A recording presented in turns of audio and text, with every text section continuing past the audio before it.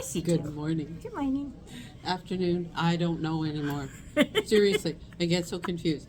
Hi, I'm Deborah. And I'm Lori. We're coming to you from Tom's and Annette. A little different view. You can see Yes. behind us all our machines. And Ooh, so, yeah, I don't know look if you way haven't been back. in for a little bit, you'll notice when you do come in that we've got new shelves coming in because we have so much fabric. They're having to build them up higher and Annette. So we have so much. We do. We do. It's we're having so much fun with the stuff that's coming in, and so come check out the new fabric. Yeah, because you know what?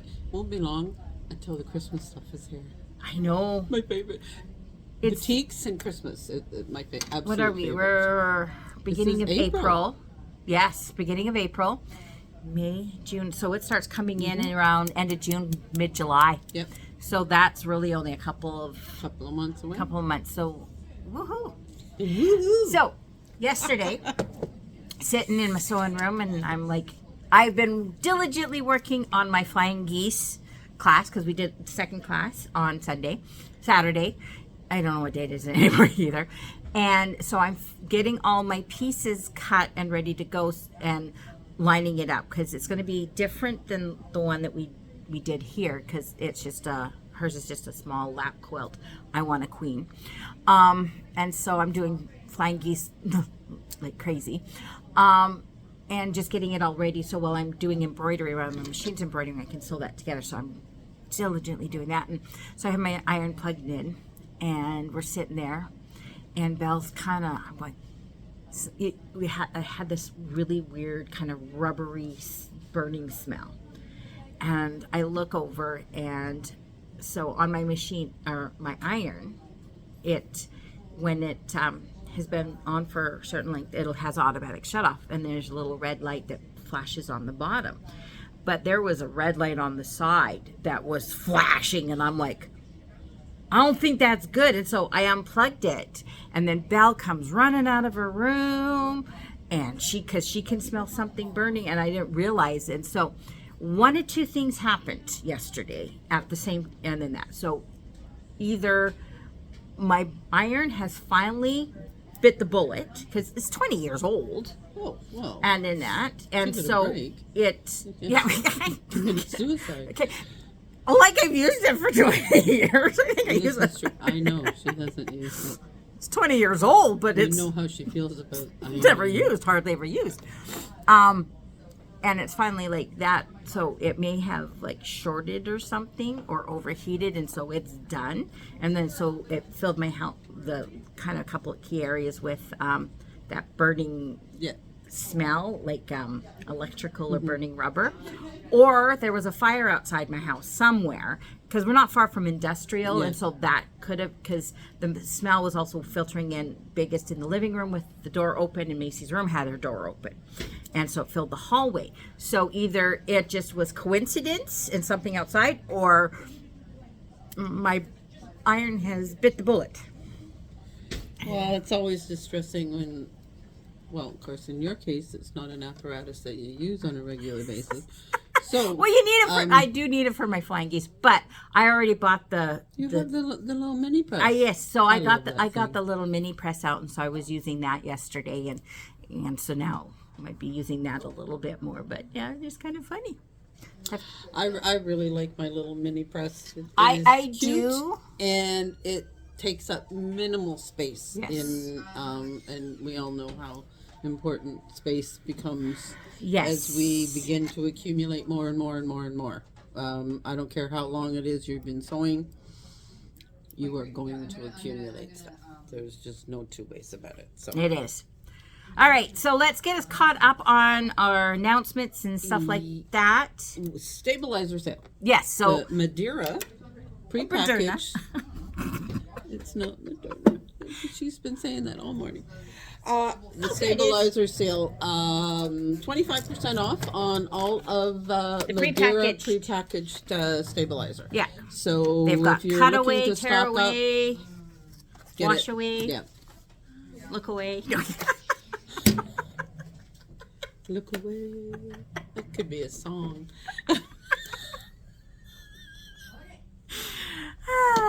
Okay.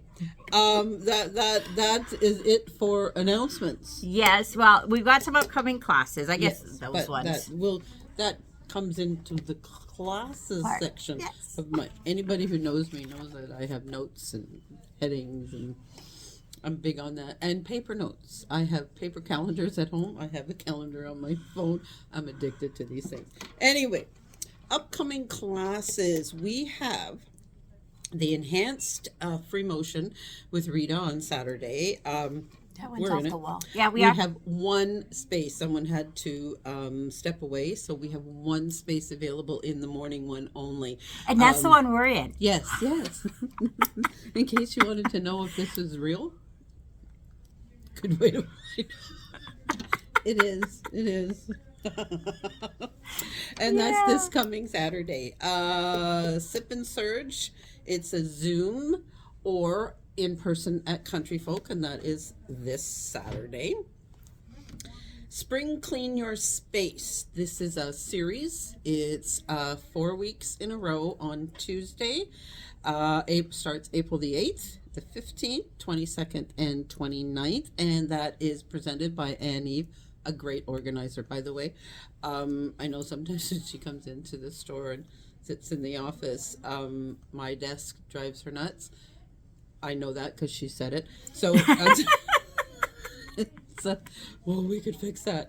Probably not, but like, I believe she thinks she could, but it's one of those things where I think I'm touching these things many times in a day, so like they have to stay where they are. Yeah, I think the thing is with organizing is once you've learned the tips, then you can like make what works for you. Yes. Because someone coming in and organizing doesn't seem organized to you because it's not your way of thinking. It's not this, and so that's one thing about taking classes like this is then you learn those tips, you learn those ideas, and then you can then take that and apply it to how you think and how you want to move the stuff. idea and the concept, but can't so that it works for you. Someone else could come in and organize my space, but I know I went away once and somebody was dog sitting. This is back when I was allowed to have a dog, and I came home and they cleaned and sorted my sewing room. I was forced to say thank you because I know they felt they had done an amazing thing, but inside I was just like my whole body was Nothing is there. They probably threw things away that they didn't think was needed, but you knew it. Yeah. We have our things, and like I mean, Isabella does that with me a lot too. She's like, "Oh, I should, just like throw this out. You don't need this. You don't need this." It's like you don't know what I need. And I saw a thing on Facebook where somebody's mother came in and threw away all of her quilt basting pins because they were bent. Yeah. The uniform bent, you would have thought would have triggered with somebody. It didn't. She was a little upset, to say the least. Don't blame her. So we have that class. What else do you have? The AM, there's 2 spaces in the binding class on April the 12th in the AM. The afternoon is fully booked, but the morning was booked as well. Again, like some people, they've gotten ill or they've had to back away. So opportunity for somebody to come in and get those classes if you had wanted them. Sit and Sew, as always, is Mondays here in Surrey, and the beginner quilting class that starts the end of this month sometime. Yeah, that's only 2 spaces left. Irish chain. The Irish chain. Oh, There's beautiful. It's absolutely gorgeous. We showed that last week, We right? did, and we should have grabbed it, but our table's kind of full with what we're doing today. Exactly, yeah. So 2 spaces. That's okay. it. 2 spaces left. I finally got some of my classes put together. So in the next day or so, they should be on the calendar if they're not already there. So we have, for those who want to use their embroidery machine to do borders and have done the Kimberbell borders but are having a little issue with that and just need extra practice, or it's like going, I don't understand. So we've got Kimberbell border class coming up. So that's going to be one of them. The other one is we're going to do the Kimberbell rope bowls. So in this class, we are going to learn about rope bowls. These are done a little bit different than what you've kind of probably seen before. So it's the holiday one. So they've got, one for Easter, one for those kind of things. But we're also going to learn how to take and import another file into that, because the concept is there. So we're going to learn the concept, and then we're going to do one of those ones, but we'll also kind of be able to make them a little bit more personalized. So that's going to be covered in class. And then, okay, so for a little bit, I've been talking about this for a little bit. I've got my embroidery class coming up. Now, this is not just for new people, but it is definitely, if you've purchased an embroidery machine in the last little bit and haven't even taken it out of the box. If you've purchased it, you've taken it out of the box, you've tried playing around with it, or you got it a little while ago and then life has taken you and that you haven't, or even if you've been around the block and you kind of want to get back into it. So this is going to be a 4-part class where we're going to go right from the very beginning, like threading your machine, what you're wanting to understand with threading it. We're going to talk stabilizers, we're going to talk threads, we're going to talk a whole bunch of tips that way. And then each class we're going to do a project, but we're also going to talk about like concepts. So in the hoop projects, we're going to talk about working on blanks like tea towels, t-shirts. We're even going to touch base on the what is it? That's the screen. I look at it and it's the screen has got the little grids. The grid. No, I don't know. The word is right there in front of my face.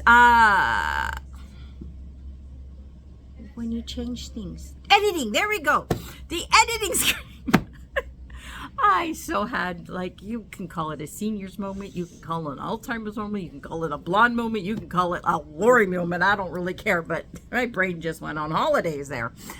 So we're even going to touch on using your editing screen. So at the end of this class, no matter where you're at, you're going to learn some new techniques, you're going to refresh some, you're going to enhance some, those kind of things, and you'll touch on so many different things that we can do with an embroidery machine that you'll know kind of really where your favorites are and just kind of know where you want to go. So we're excited about that one. That's going to start in May. Yay. It's 4 classes. And In May? Okay. Yes, in May. There we go. Okay. And it's going to be during the week.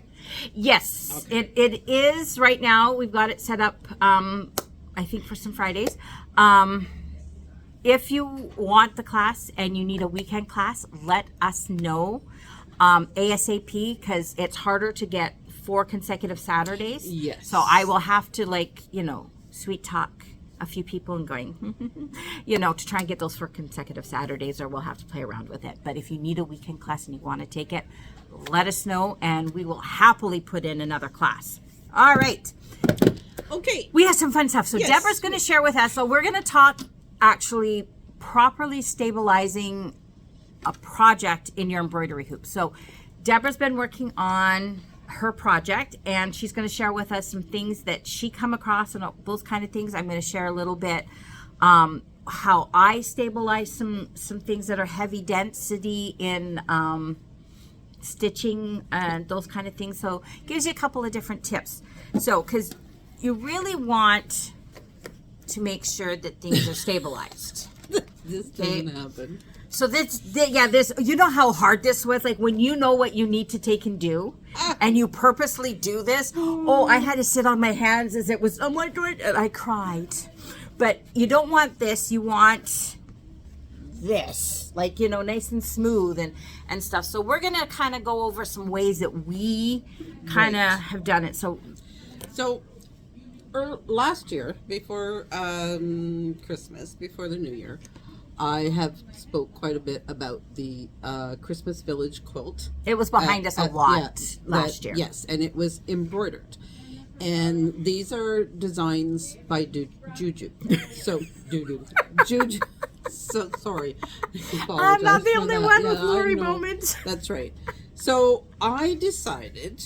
I was trying to decide between the applique or the thread version. Well, I finally we knew you were going to do the thread version. There was never a discussion. But anyway, this is my actual test piece. Now, it was I trimmed it afterwards. Now I just used, in this case, 1 layer no-show mesh, and this was just muslin because I just wanted to check it out. And it may be difficult to see, but this is all thread, okay? There's no fabric in there besides my backing fabric. And you can see at the bottom how when it did this, the outline stitch, it's not right dead on here. Or in all of it, like any time down here at the bottom or along where the post is. When you do thread stitching like that, you are going to get pull, no matter what. Yes. Some fabrics will pull less, like a denim will pull a little bit less because it's already dense. Yeah. But you are going to get pull no matter what machine you have, what quality of machine you have, or anything else like that. You are going to get pull because it's just the nature of the thing. Because like it's stitching and pulling and tugging and all that kind of stuff. That is why you have to use stabilizer so that you reduce that amount of pull. And the more stitching there is, so like this was, I mean, this is just an applique. So there is the only major stitching really is the satin stitch around, and the mittens. So there really wasn't a lot of pull, but you still get this. And so when you're doing something where it's all threads, where you're getting it, like it's stitching it this way and it's stitching it this way and it's stitching it, you know, all this, so you get that texture, you're gonna get a lot of pull. So you have to make sure that you are stabilizing it correctly. So I've gone through changes in order to get to the best, because again, it will still shrink.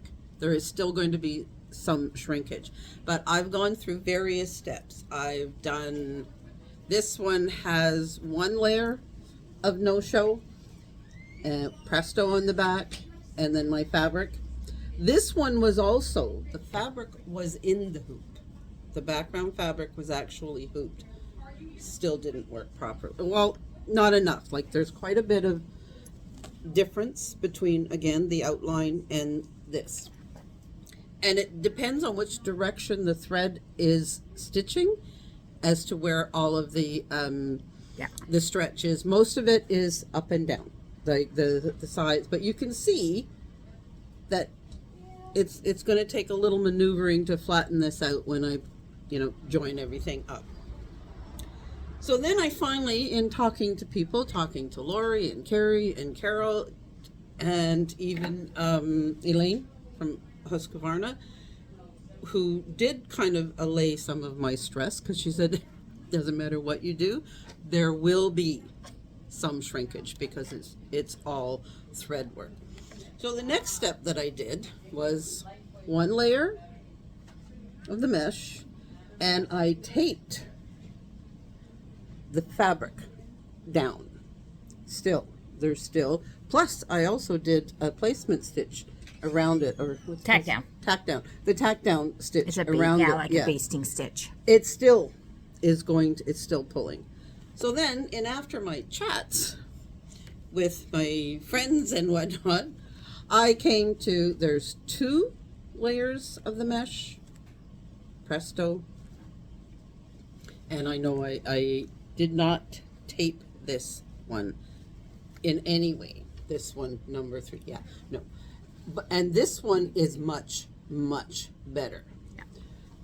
And then I finally came to what I'm doing now is when I put it in the hoop, it's placed, I've just put it back into a hoop. This is not my hoop. Put it back in the hoop, and I'm turning it. Here, let's pop it here, and then we'll flap. Okay, so we're going to turn this down.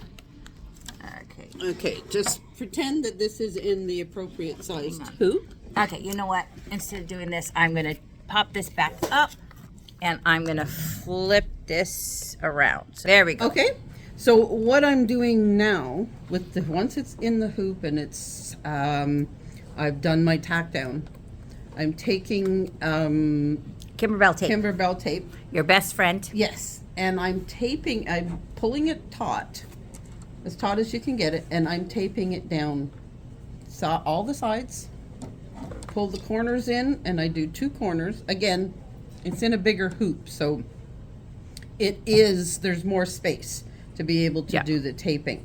And I just tape it all down, and I finally got it to the point where you can't even, if I didn't point it out to you, you probably wouldn't see it once it's all in a quilt and put together and you're just looking at the whole thing. The outline is now almost bang on where I want. But it took some experimenting, it took some ingenuity, and it took help from other people who have been doing this either longer or more professional than I have. Well, a couple of things. Okay, so where you're doing this with the tape, the other thing is depending on your machine, like on my 15,000, I have magnets for my hoops. You could do the same thing with the magnets, because that's what the magnets are for. You flip that, because a lot of times people will just put the magnet on and going, oh, well, it holds my hoop together. It does, but if you fold over that would be perfect. Because then you're not using quite as much tape. So you could, if you've got the magnets, fold it over and then put those magnets on. That will also help hold it. Or get one of the total magnetic hoops possibly, because that would be tight. Yes, it's not moving. It's not going to shift in your. But it would have to be. You would have to have the fabric included in the hoop at that point, as well, because this is not. It's still. Yes. This itself will still start to shrink, so you would be using more. Possibly. That was the other thing. I only had so much of this. I love this fabric. Yeah. I have since found out that we can't order it, and it is on order, because I want to make 2 more of these quilts.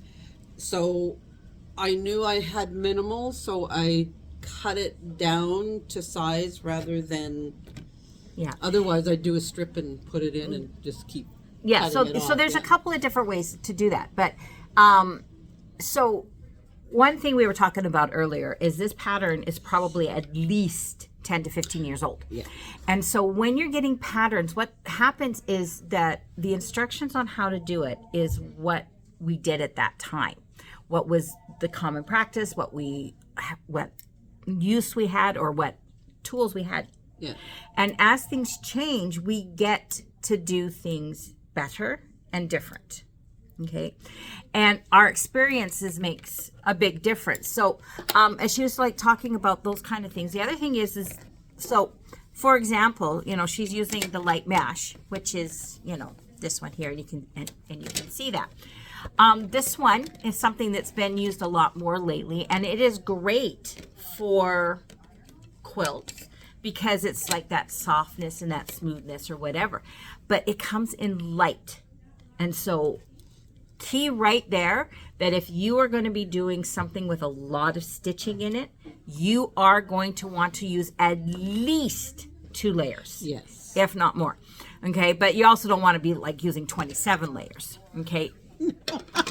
But, you kind of have to there. Well, you have to experiment the way I've done here. Yes. I've gone through steps Yeah. to try to get to the best use of everything to eliminate those things that drive me nuts. Yeah. See, and the other thing is, so this is a cutaway. Okay. So this is what we used to use. Okay. So you can see, like, it holds its. Okay. Not going to say what was first in my head, but that's okay. So it holds its shape. Now, if you were doing something really dense like that, even in a quilt, you could get away with using this stuff.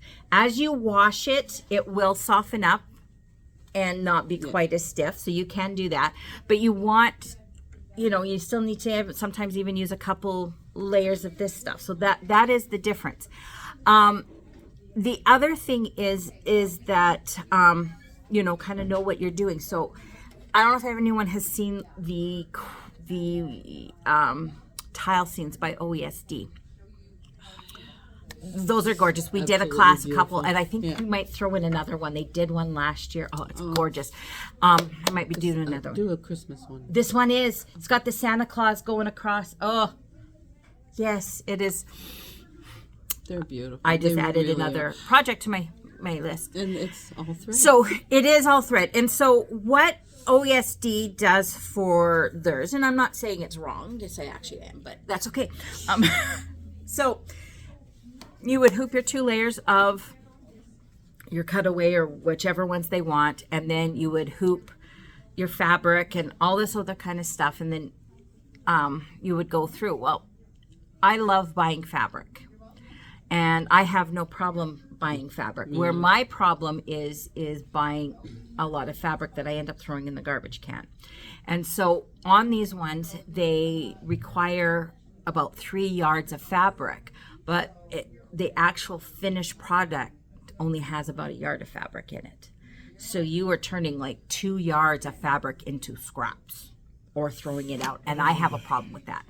If I'm going to spend, fabrics, with everything going on, fabric is not cheap. It's your second most expensive thing you're doing. Your Yes. machine being what first. And so if I'm going to buy fabric, I want to see it, not throw it away. Because I'll happily buy 3 yards of fabric or 3 meters of fabric or whatever. I have no problem buying that. I'll buy 6. I don't want to waste. I want to waste as little as possible. I want to use it so I can buy more. So what I end up taking and doing was something like that. Again, these ones are very, very dense, layer after layer after layer of thread. Each one of thread. is stitching for approximately an hour and a half. Yeah. And with these tile scenes, I've had some that stitch up to 3 hours. Yes, exactly. Because So, they're yeah. just, so what I take and do is I will medium to heavyweight cutaway, because these are wall hanging, so they're not going to be laundered. but or used. it's still, even with that, I would still do that, because there's so a layer of this, and this is what I hoop. Then I cut my fabric. So I think the finished blocks are 5 by 7. We're just going to use that because that's what my brain wants. So then I cut my fabric to 1.5 inches bigger. Then on the back of my fabric, I do the Presto. So this, I've stabilized my fabric. So now I got a heavy stabilizer, and then my fabric is now stabilized. Quick question, so I don't forget. Is it a standard 1.5 inches bigger? Give or take. Okay. I can go a little bit. For you, is it usually Yes. always? Okay, all right. Usually I do 1.5 inches. Like it's kind of the same thing. Like Kimber Bell will do 2 inches or 2.5 or whatever. But I find that, again, There's a lot in the going garbage, yeah. and I don't want to go in the garbage. And the reason I do about 1.5 inches is because I'm going to do a seam allowance of 1 inch, half an inch, all the way around. So there's my inch. Yeah. And then I've got my half is little, leeway. and then I've got a little bit of leeway. All right. And then Just wanted that to for squaring things up. Verify what you're. So, and then I use this stuff, which is battleizer or project batting. Battleizer if you're Hoop Sisters, project batting if you're Kimber Bell.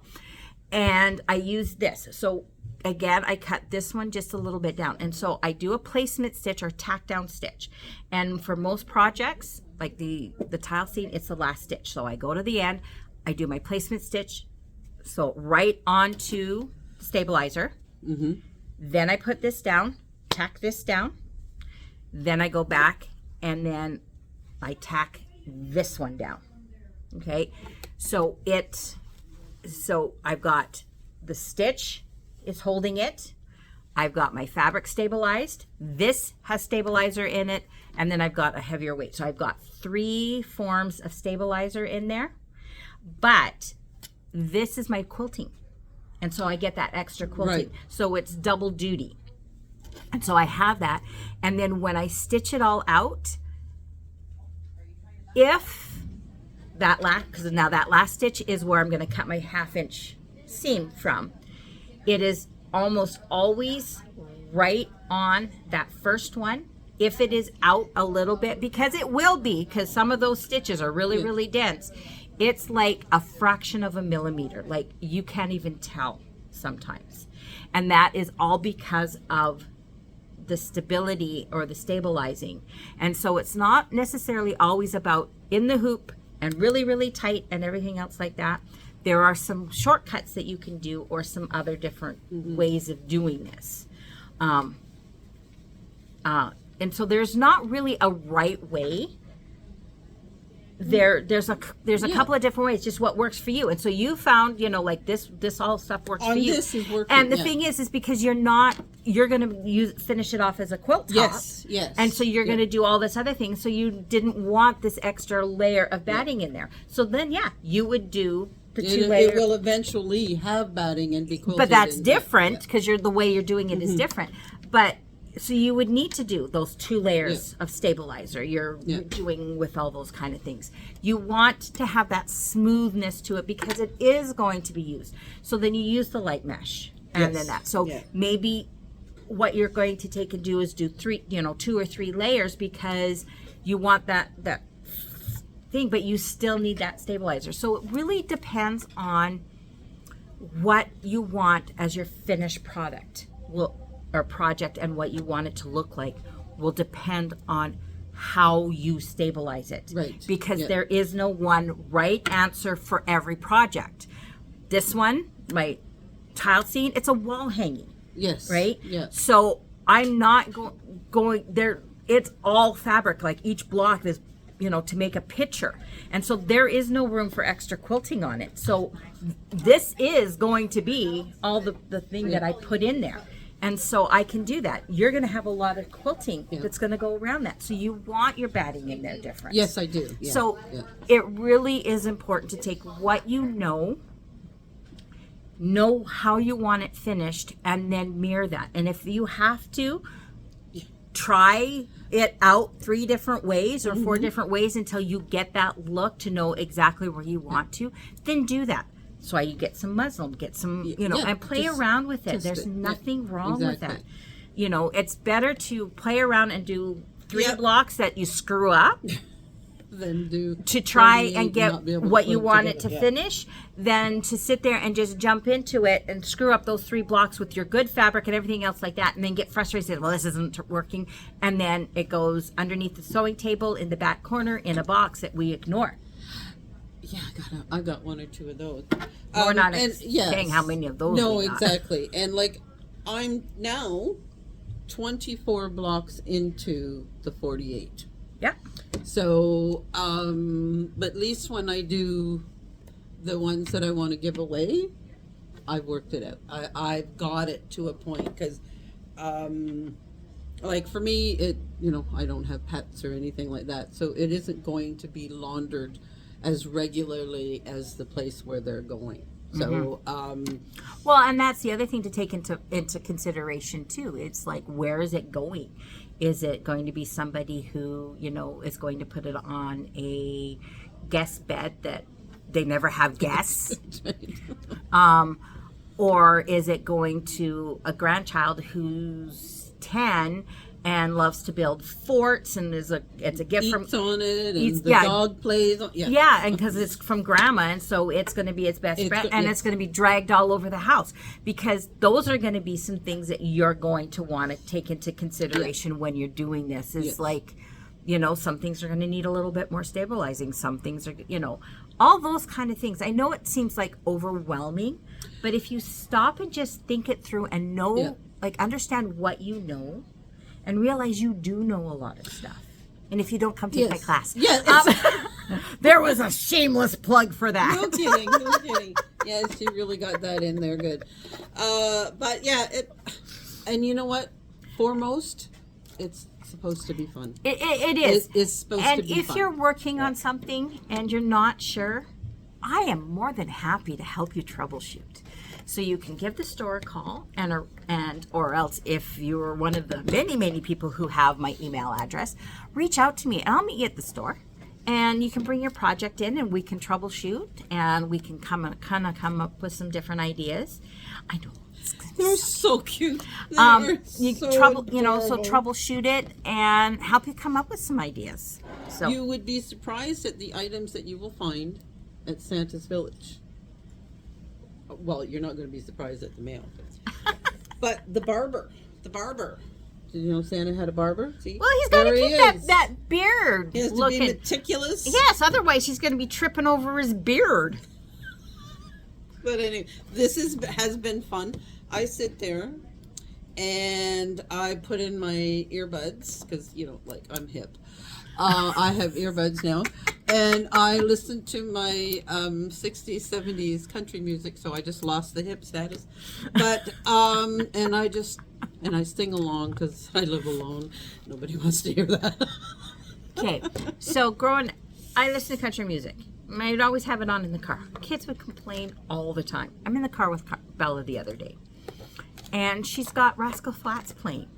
And I'm looking at her, and she goes, "Oh, these guys are great. I love Rascal Flatts." I said, and yet every time... They are considered country. Yes, okay. And she knows that. And she goes, and she's got a couple, and she goes, "They're so great." And I'm going, and when I had them on...